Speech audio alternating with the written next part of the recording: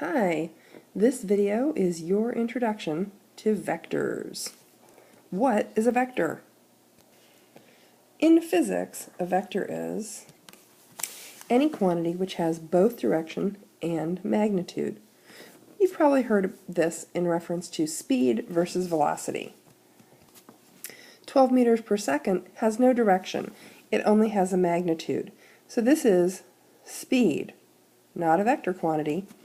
If we want to talk about a vector quantity for a similar thing, that would be velocity. 12 meters per second north has both magnitude and direction. Therefore, it's a velocity. These can both be useful, but we're going to be talking about vectors here. It's important to understand that all physical qualities can be described as either scalar, those are the things that have no vector, such as speed and time, or vector, which have both a direction and a magnitude. These include velocity, acceleration, etc. Prior to this, you've done work with one-dimensional motion. An object moves along some space, travels some distance, has some speed or velocity, all very well and good, but what about when that object changes directions? So if this object has changed directions, then we suddenly are looking at two things that we would consider vectors. If this is 10 meters east and this is 10 meters south, each of those can be described as a vector or a component of the motion. A component of the motion which has both a magnitude and a direction.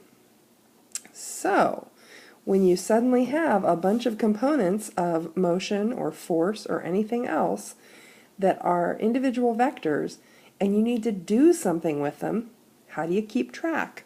I'm glad you asked. Well, the first and biggest tip I can give you is when you are faced with multiple vectors, multiple components of motion which have both quantity or which have both magnitude and direction, draw a picture. Always draw a picture. You got to draw a picture. I think a picture would help. Okay. In addition, when you are performing mathematical operations with vectors, make sure that your units match. You cannot add 10 meters east to 3 centimeters east and get anything meaningful. You'd have to convert so that the units match. Make sure that they describe similar quantities. Remember, the quantity is the thing being measured, like velocity or displacement or acceleration. So you can't add two different quantities.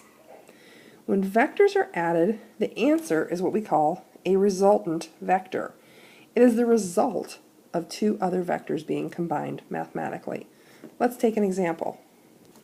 This is a very simple one-dimensional problem, but if you've traveled 5 meters east and then immediately traveled 4 meters east, you can add these two vectors and the resultant vector, the total distance traveled, would be 9 meters east. What if your travel looked like this? Now that's a slightly different story. When we draw vectors, we can actually do what's called a graphical solution. So if we choose a scale, draw our vectors exactly to scale, and then draw our resultant, we can actually solve the problem using only pencil, paper, ruler, and protractor. We would make a very careful measurement of this line to scale, this line to scale, and then measure the length of our resultant.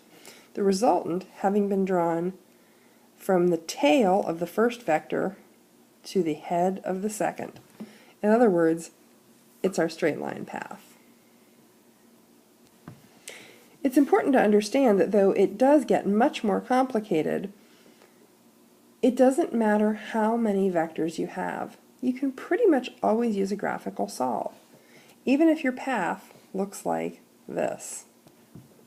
You can still draw a resultant vector that connects the tail of your first vector to the head of your final vector.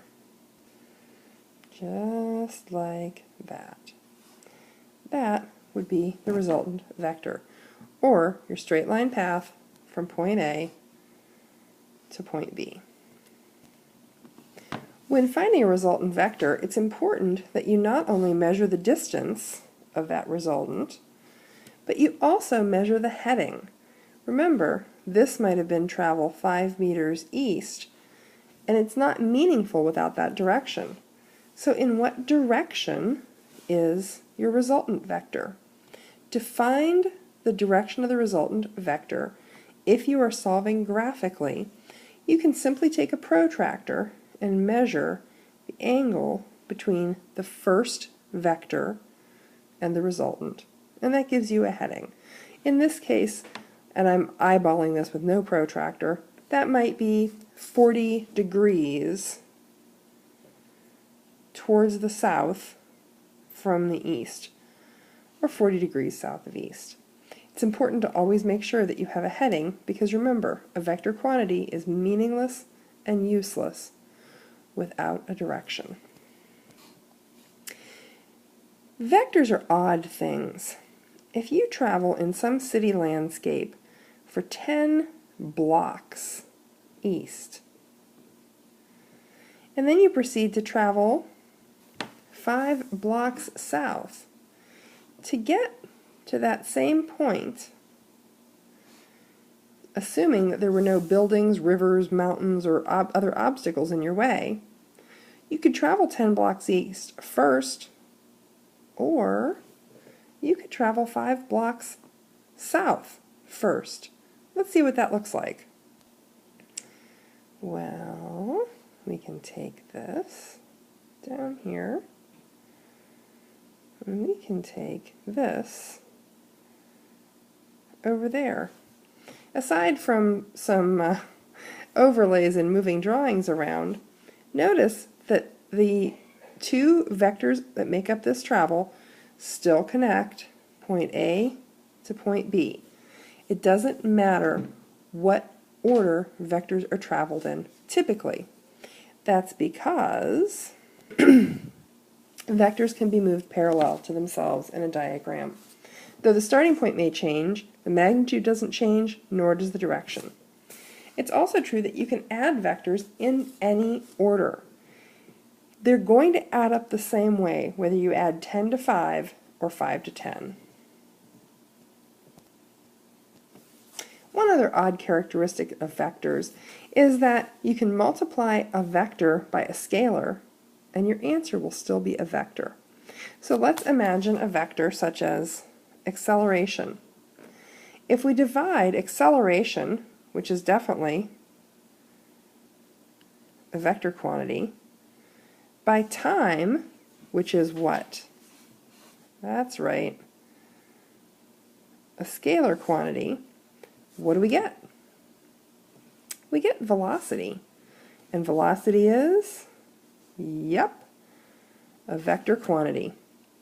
You can also take a vector quantity, such as velocity, and multiply it or divide it by some factor. If you double your speed, you have your initial speed, and you have 2 times your initial speed. You could cut it in half. You could do any number of things, but it's still going to be a vector. When performing operations with vectors, it's really important to remember that you have a coordinate system and to be consistent in your use of that system. So, traditionally in physics, we consider that the x-axis in a Cartesian coordinate system is parallel to the ground, or is the ground surface. We consider that the y-axis is perpendicular to the ground. So hence when we do problems that involve motion along a flat surface or a train on a track, we use the x-axis. When we're talking about things falling through space, we typically use the y-axis. You could use any coordinate system you wanted.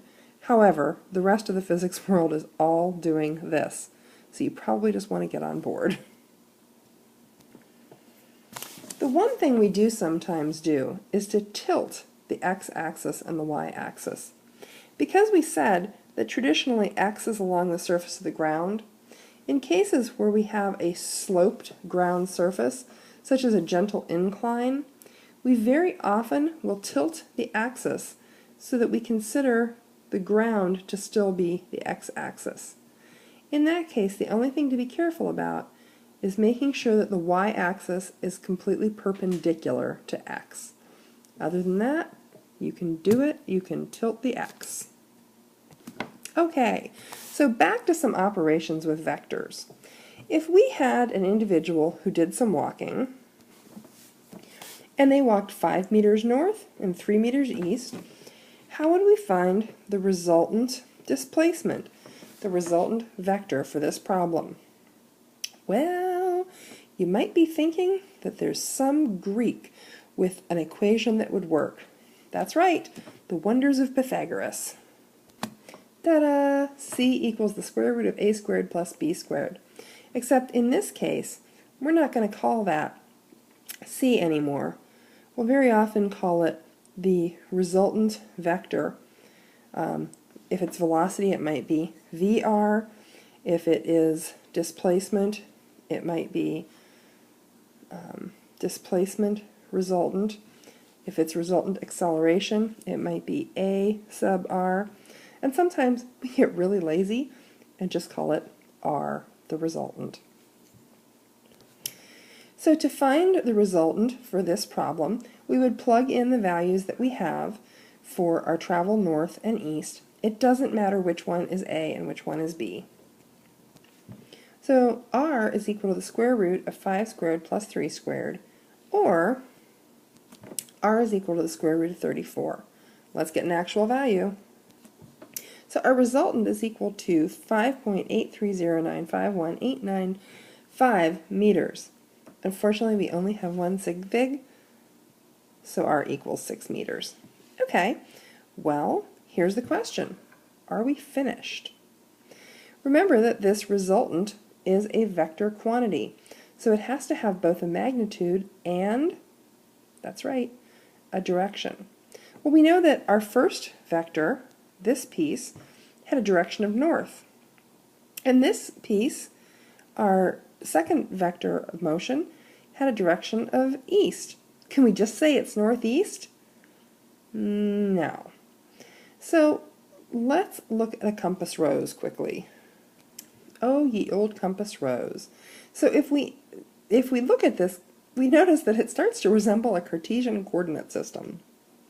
And in fact, if we superimpose a compass rose on a Cartesian coordinate system, we would find that north is directly 90 degrees, west is 180, south is 270, and east is back to 0. It's where we started. Well, the rose part comes in because there are more than the 4 cardinal directions. So if we put a line through the origin at 45, we get some other interesting directions. Northeast would be 45 degrees above east. It's exactly between north and east. Similarly, northwest, 45, southwest, 45, and southeast, 45. So if our angle of our resultant is somewhere in here, it can't be said to be exactly northeast or southwest or northwest. We have to find a more precise heading for it. Okay, let's go do that. There are these handy-dandy little things called trig functions. And what trig functions do is establish a relationship between an angle in a right triangle and the length of 2 of the 3 sides. So there's a trig function, tangent, and the tangent of any angle, usually referred to as theta, is equal to the length of the opposite divided by the length of the adjacent. This is often remembered as TOA, tangent opposite over adjacent. So the handy part for us is that if we have the angle and we have one of the length of the sides, we could find the other side. But in this case, we have the length of both the opposite and the adjacent side to this angle theta. What we want is the angle itself.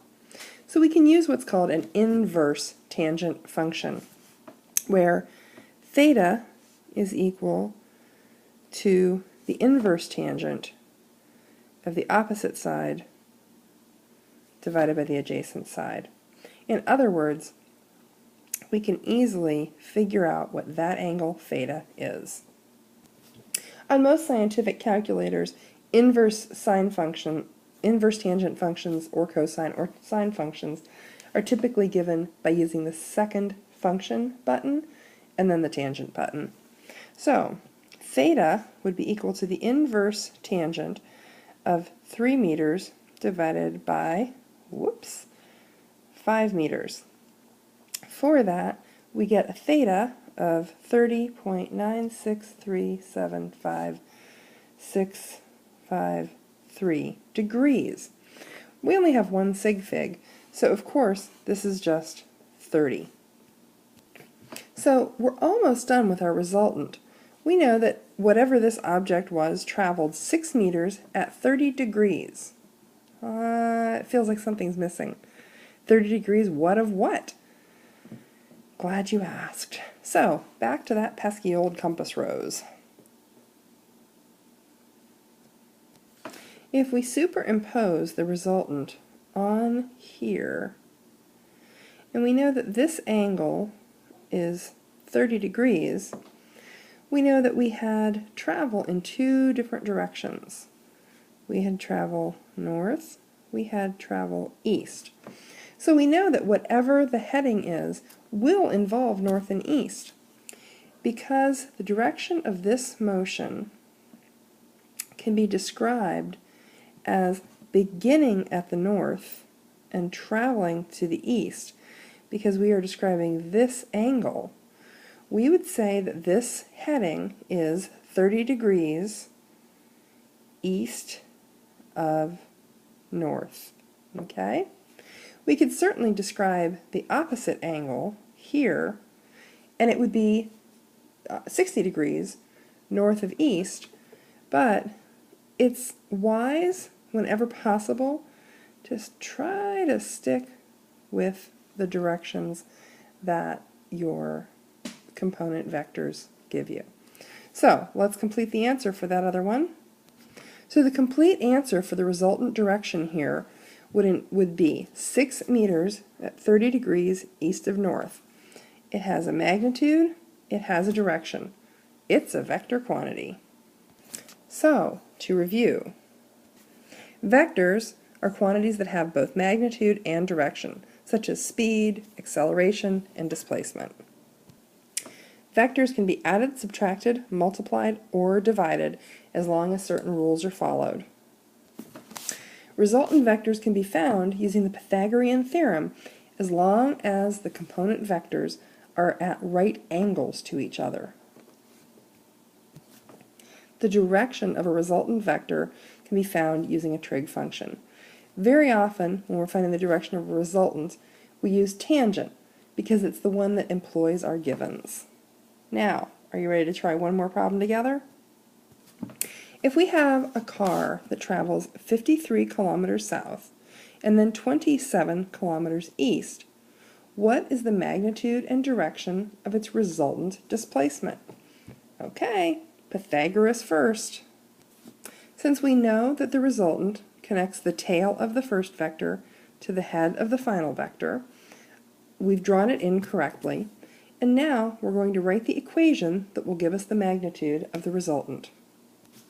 R equals the square root of a squared plus b squared. So R equals the square root of 3,538 meters squared, or R is equal to 59.48108943 meters. Of course, we only have 2 sig figs, so we'll be content to say that r equals 59 meters. We're not done though. Remember, we have to get a heading. We're going to use our tangent function because we're interested, of course, in this angle here. That is our theta, because it's the angle between the resultant and the first vector. We're going to use an inverse tangent function because we know that theta is equal to the inverse tangent of the opposite side over the adjacent side. Some people find it helpful when doing a problem like this. If you get confused about which is opposite and which is adjacent, I have been known to draw an arrow. Oh, that's my opposite side. If I launched a marshmallow from my angle, it would hit that side. The adjacent side is the side that you would have to make a sharp turn to run into. Okay, so let's put in our values. Theta is equal to the inverse tangent of 27 kilometers divided by 53 kilometers, or theta equals 26.995838838 degrees. Since we have 2 sig figs, this will become 27 degrees. And oops, I screwed up that. That should of course be kilometers. So, what's the heading on that 27 degrees? Well, the 53 is towards the south, and we are going towards the east from the south. So our final answer should be 59 kilometers at 27 degrees east of south. Okay, good luck and happy resultant vector computation.